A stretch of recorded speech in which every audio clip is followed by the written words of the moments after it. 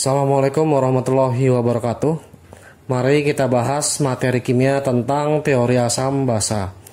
Berdasarkan teori-teori asam basa yang dikemukakan oleh beberapa ahli, maka dapat diambil 3 buah teori yang mendukung teori asam basa. Dalam hal ini yang pertama yaitu 1. Teori asam basa menurut Arrhenius. Menurut teori Arrhenius, senyawa asam adalah senyawa yang larut dalam air dan menghasilkan ion H+. Sedangkan senyawa basa adalah senyawa yang larut dalam air dan menghasilkan ion OH-. Nah, dalam hal ini contohnya adalah senyawa HCl. HCl ketika diurai saat larut dalam air menghasilkan ion H+ serta Cl-. Nah, kemudian yang berikutnya, maaf nih saya hapus dulu karena nanti lambangnya bisa membedakan antara ion dengan konsentrasi. Kemudian yang kedua, contoh lainnya adalah HBr. Ketika diurai maka akan menghasilkan H+ dan Br-. Ada kasus lain di mana H-nya adalah 2 kalinya. Contoh H2SO4.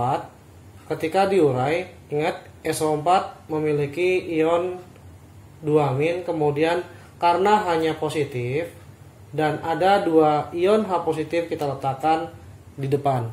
Kemudian jangan berpikiran selalu H di depan, ada yang di belakang. Contohnya adalah CH3COOH. Ketika diurai, H+ ditambah oleh CH3COO-. Jangan sampai berpikiran bahwa CH3COOH merupakan larutan basa karena ada OH-nya. Sesungguhnya CH3COOH salah satu bagian dari asam, yaitu menghasilkan ion H+ dan ion CH3COO-. Nah, contoh pada larutan basa atau senyawa basa adalah senyawa yang larut dalam air dan menghasilkan ion OH-. Contohnya misalkan ada NaOH. NaOH ketika diurai maka menjadi Na+ ditambah OH-. Nah, ketika dia menghasilkan OH-, maka NaOH merupakan senyawa basa. Kemudian ada lagi, seandainya kita ganti dengan BaOH 2 kali. Karena Ba dia terletak golongan 2, maka Ba-nya memiliki ion 2+.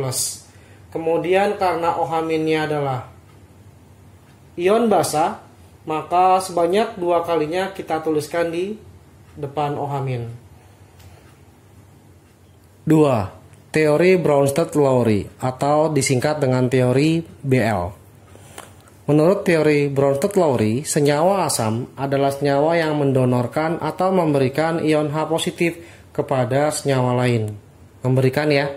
Nah, terus yang kedua, senyawa basa adalah senyawa yang menerima ion H+ dari senyawa lain.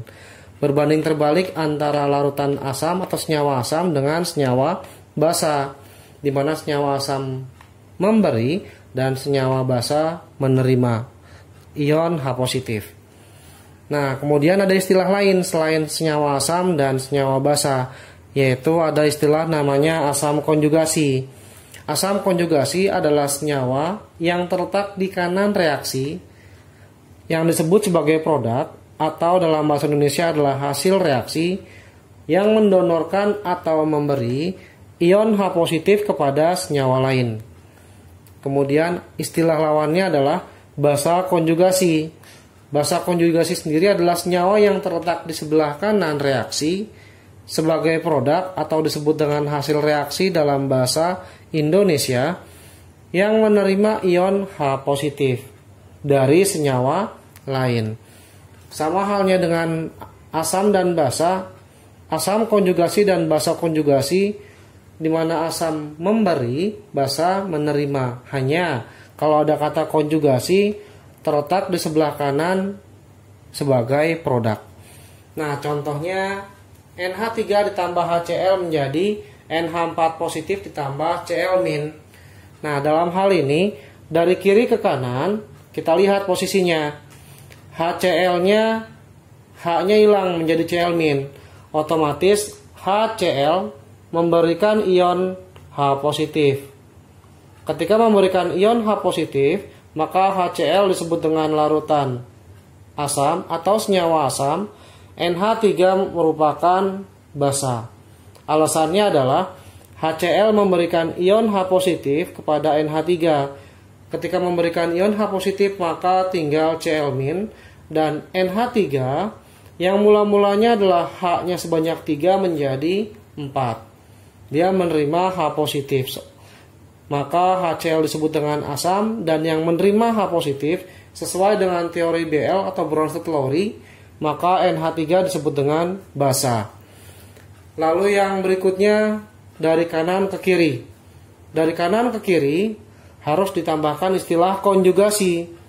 Nah, yang kanan disebut dengan produk atau hasil reaksi, yang kiri disebut dengan reaktan atau pereaksi dalam bahasa Indonesia. Nah, kemudian dari kanan ke kiri. Dari kanan ke kiri, kita lihat awalnya NH4 positif, hanya ada 4. Berubah menjadi NH3, hanya berkurang 1. Otomatis NH4 positif memberikan ion H positif kepada Cl-. Arahnya ke arah kanan ya. Nah, dari kanan ke kiri, dia memberikan ion H positif kepada Cl- sehingga Cl- ada H positifnya menjadi HCl, dan NH4 positif berkurang H positif, hanya berkurang 1 tinggal 3. Ini disebut dengan asam konjugasi. Kemudian yang menerima disebut dengan basa konjugasi. Singkatan AK adalah asam konjugasi. Kemudian singkatan dari BK yaitu basa konjugasi. Sehingga ketika ditanya dalam soal, misalkan tentukan pasangan asam dan basa konjugasi, asamnya HCl, basa konjugasinya adalah Cl-. Tentukan pasangan basa dan asam konjugasi, basanya NH3, asam konjugasinya NH4 positif. Itulah teori asam basa menurut Bronsted-Lowry. 3. Teori asam basa Lewis. Pengertian asam dan basa menurut Lewis yaitu sebagai berikut. Yang pertama, senyawa asam adalah senyawa yang menerima pasangan elektron dari senyawa lain. Nah, dalam kasus ini menerima disebut dengan akseptor. Kemudian yang kedua, untuk basa adalah senyawa yang memberi atau sebagai donor pasangan elektron ke senyawa lain. Sebagai contoh, reaksi antara BF3 dan NH3. Kenapa bisa disebutkan dengan teori asam basa Lewis? Kita akan buktikan.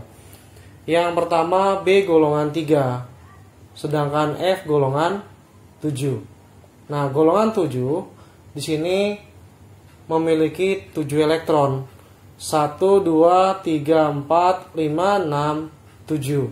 Sedangkan di sini 1, 2, 3, 4, 5, 6, 7. Lalu ada lagi sebanyak 7 buah. 1, 2, 3, 4, 5, 6, 7. Nah, sedangkan B boron terletak pada golongan 3. Kita bedakan ya, 1, 2, 3. Kita tahu bahwa BF3 sebuah senyawa mengalami reaksi harus oktet atau duplet. Duplet mengandung 2 elektron dan oktet mengandung 8 elektron. Pada F di sini sudah 7, supaya 8 elektron, maka dia harus mengambil 1 elektron milik B. Kemudian F di sini pun sama, mengambil 1 elektron milik B, dan di sini harus mengambil 1 elektron dari unsur boron. Tetapi unsur B di sini masih 3, 1, 2, 3. Dia harus mengambil 1, 1, dan 1 masih kurang supaya menjadi 8 elektron. Maka untuk sementara ambil masing-masing 1 dari unsur F atau fluor. Kemudian ditambahkan dengan NH3. Saat ditambahkan dengan NH3, kita sebut saja hanya di atas, kanan dan bawah, N golongan 5 Kita ambil 1, 2, 3, kemudian 4 dan 5. H golongan 1 artinya hanya memiliki 1 elektron saja. Nah, syarat dari sebuah senyawa saling berikatan masing-masing unsurnya harus duplet atau oktet. Nah, di sini H hanya 1 elektron. Ketika harus pilih salah satu antara duplet atau oktet, maka H bersifat duplet. Karena hanya 1 maksimalnya mengambil 1 elektron agar menjadi ikatan duplet. Kemudian ini pun sama, harus duplet. Ini harus duplet atau 2 elektron. Sedangkan N sendiri sudah 5. 1, 2, 3, 4, 5. Ketika dia ngambil masing-masing 1 dari H, maka sudah mengalami oktet. Dalam hal ini ada sepasang elektron yang kosong. Sepasang elektron yang kosong di sini, walaupun dia tidak berikat dengan hidrogen, maka ketika direaksikan dengan unsur lain, maka nitrogen di sini memberikan pasangan elektronnya kepada boron. Sehingga ketika memberikan pasangan elektronnya, mereka akan saling berikat. Kalau dibuat menjadi tanda positifnya kita buang, untuk sementara letakkan di antara B sama N.